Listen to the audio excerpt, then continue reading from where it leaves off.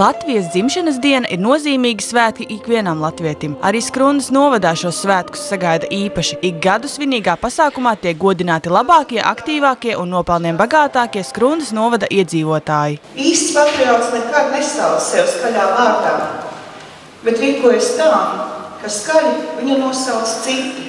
Zelts ir mūsu tauta, un katrs viens no mums, kurš kop sētu un zemi.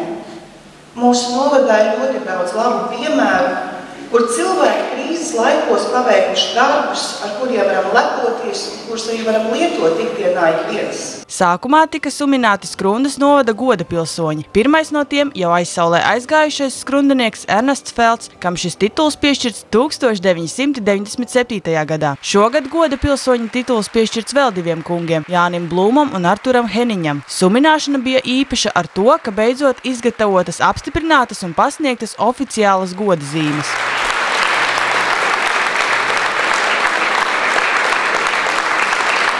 Goda balva ir īpašs suminājums. Tās saņēmēji šogad savā īpašumā ieguva arī Artura Heniņa, nu pat iznākušo 2. grāmatu par Skrundas vēsturi Skrundas sakša. Goda balvas šogad pasniegtas 4. Pirmā no tām Skrundas suņu skolas apmācības instruktorei Rutai Samsonovai. Nebija to gaidījusi, līdz ar to tas saviļņojums, pārsteigums, bet ļoti patīkami, ka tomēr cilvēki novērtē. Tad, kad saimnieki pasaka paldies, citreiz paiet gadi un atskan kāds zvans negaidīts, cits nāk 2. reizi, 3. reizi ar savu sunīti, tad ir patīkami. Goda balva par mūža ieguldījumu pedagoģijā 50 darba gadiem pasniegta Skrundas vidusskolas bioloģijas skolotājai Ārijai Gunitai Oliņai. Paldies visiem! Tas smags teikums.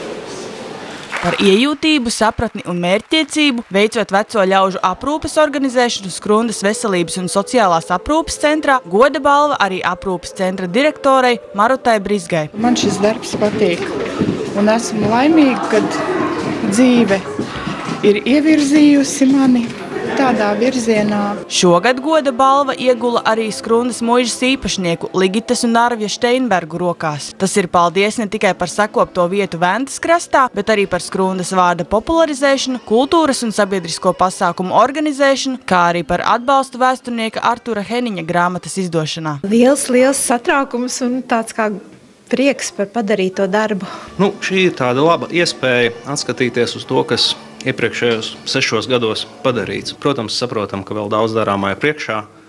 Darīsim visu tā, lai viss būtu vislabākajā līmenī. Papildus goda balvām pasniegti arī 16 pateicības raksti. Šādu pateicību saņēma Lita Šīmane, Jana Kozjura, Mārtiņš Linde. Tie trakie vienmēr ir bijuši kultūrā. Paldies, ka tauta ir novērtējusi, kultūras mums ir novērtējusi. Tikko beigsies šis mirklis, tad pēc maz mirklīšies atbalkuši tur un priecējuši jūs no tās, ka paldies. Vēl pateicības saņēmēju vidū bija Inese Blūma, Silvija Pulkstene, Aivars Sebešs, Helmuts Kalniņš, Dzīdre Vjaksa, Velta Melbārde, Ausma Kalniņa, Daina Ābele, Dzintars Knopkens, Dace Brauna, Rita Brūdere un Uģis Jansons. Paldies par to, ka ir ievērots, ka arī Skrundā spēlēja galvu tenisu. Un mēs ne tikai spēlējam, bet arī gribam spēlēt. Tā kā cienījamies sportīvus organizētāju gaidāt, drīz būs ciemos pie jums. Lai Dievs svētī Latviju! Pirmo reizi pateicības raksts ticis arī kolektīvam, šogad izveidotajam Nīkrātas amatieru teātrim Brinida. Mums ir ļoti liels prieks sagādāt citiem prieku ar savu uzstāšanos. Un vislielākais gandarījums mums ir tad, kad zālē dzirdam smieklus, kad skan aplausi. Svinīgo pasākumu gaiši papildinājis uzvedums, lai ir gaiša pasaulīte mīļās Māras izauklēta. Maruta Dene, Ieva Benefelde, Olafs Perševics, Skrundas televīzija.